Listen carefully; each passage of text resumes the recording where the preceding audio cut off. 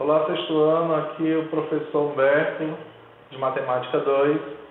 Estou aqui para mais essa aula, para nós fazermos a correção do material que vocês receberam, as 5 questões de Matemática 2 que vocês receberam aí na plataforma, certo? Tentem resolver, para que depois, nesse vídeo, a gente tire as dúvidas, ok? Vamos dar início aqui à nossa correção. Na primeira questão, nós temos aí o seguinte: um vaso será produzido de acordo com o formato a seguir. Esse é o vaso, tá? Na forma de sólido geométrico, com 3 dimensões: comprimento, largura e espessura.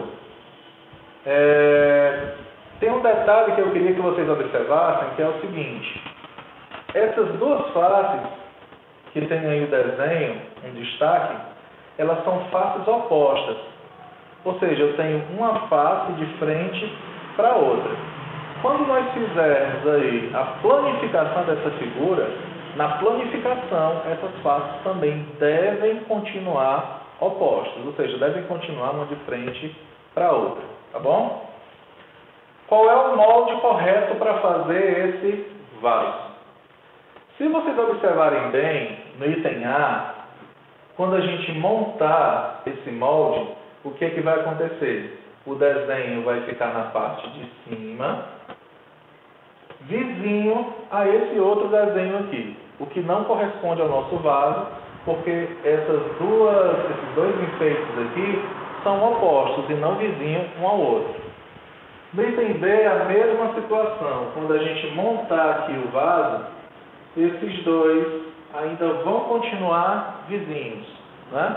E no nosso vaso original, eles são opostos.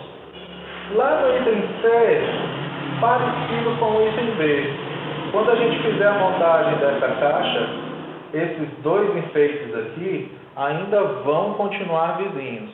Então o item C também não corresponde ao verdadeiro. Já no item B, se nós fizermos a montagem dessa caixa, esse enfeite vai ficar na parte superior e esse aqui na parte inferior, ou seja, um vai ficar oposto do outro, tá? Então o item correto aí é o item D. É só uma questãozinha para a gente exercitar aí a questão da planificação, né? Fazer uma observação como vai ficar a figura em terceira dimensão, tá certo? Saindo aqui da planificação. Vamos à próxima questão. A figura abaixo representa um sólido geométrico. Se a gente observar bem esse sólido geométrico, ele é composto por 4 triângulos, tá certo? São 4 faces triangulares, ok? Se esses triângulos tiverem a mesma medida, se forem todos iguais, essa figura vai ser chamada de tetraedro. Tetra de 4 e edro de faces. Tá bom? Então, uma pirâmide de base triangular, se todos os lados tiverem a mesma medida, um tetraedro regular. Certo? Qual é o nome desse sólido? Triângulo. Triângulo é apenas uma das faces. Cubo, não. Aliás, o cubo é chamado de hexaedro regular, porque ele tem 6 faces com a mesma medida, tá bom? Paralelepípedo, também não. Faces retangulares. A resposta correta é o item D. Tetraedro, tá? 4 faces, tá bom? Próxima questão. As opções abaixo apresentam planificações de sólidos geométricos diferentes. A única que apresenta a planificação de um corpo redondo é... Turminha, no item A, eu tenho exatamente a planificação de um tetraedro regular. Aqueles 4 triângulozinhos que nós vimos lá na questão anterior. Então, isso aqui, na verdade, é uma pirâmide. No item B, nós temos aqui 6 faces retangulares. Isso corresponde ao paralelepípedo, tá bom? Lá no item D, nós temos uma planificação de uma pirâmide de base quadrangular.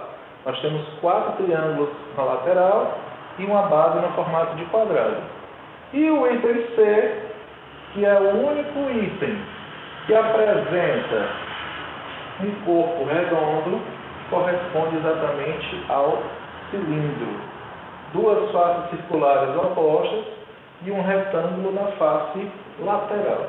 Então, o item correto é o item C. Quarta questão. A figura abaixo é composta por paralelepípedos iguais, de mesmas dimensões, tá certo? Dá para a gente contar quantos paralelepípedos tem aí, nessa questão? O que vocês não podem esquecer é, abaixo desses 2 paralelepípedos, tem mais 2 aqui, que estão escondidinhos. Não dá para ver pela vista que a gente tem da figura, pelo ângulo, né? Mas se eles 2 não tivessem aqui, esses 2 caíam, iriam cair, tá ok? O mesmo ocorre aqui. Nessa parte também nós temos mais um paralelepípedo escondidinho ali. Senão esse paralelepípedo aqui também iria cair, já que todos têm a mesma dimensão. Então aqui contando junto com vocês, 1, 2, 3, 4, 5, 6, 7, 8, 9, 10, 11, 12, 13, 14, 15 paralelepípedos, tá bom? Quantos paralelepípedos há nessa pilha? A resposta correta é o item D, 15, certo? E a quinta questão? A quinta questão é uma questão bem interessante. Inclusive, eu recebi no meu WhatsApp alguns alunos pedindo para eu explicar essa questão que estavam com dúvidas nela, certo? Vou aproveitar esse momento aqui e tirar dúvida de vocês. João propôs um desafio a Bruno, seu colega de classe. Ele iria descrever um deslocamento pela pirâmide a seguir e Bruno deveria desenhar a projeção desse deslocamento no plano da base da pirâmide. Olha só, nós temos aí uma pirâmide, tá certo? Com alguns pontos marcados na pirâmide, vértices A, B, C, D, E, e um ponto M que fica no lado BC da base do triângulo. O que é que vai ocorrer? O que é que ele tem que desenhar? O deslocamento descrito por João foi: ele move-se pela pirâmide sempre em linha reta, vai do ponto A até o ponto E, em seguida ele vai do ponto E ao ponto N, e depois ele vai do ponto N ao ponto C. Só que essa perspectiva que a gente está vendo aqui da pirâmide é uma visão lateral da pirâmide, tá certo? Lá na questão ele pede para ter uma visão com relação à base da pirâmide. Então, seguindo o raciocínio das aulas que nós tivemos aí, de vistas, eu vou fazer o seguinte: eu vou colocar aqui no quadro para vocês uma vista superior dessa pirâmide, como se eu estivesse enxergando essa pirâmide de cima, tá? E a visão superior da pirâmide é essa aqui. Nós temos aqui os segmentos ABCD, o ponto N, que fica no lado BC, e aqui o vértice superior E, tá bom? Qual foi o primeiro caminho que foi descrito aí na nossa questão? Ele parte do ponto A até o ponto E. Vou destacar esse caminho aí de vermelho para vocês poderem entender, tá certo? Sempre em linha reta.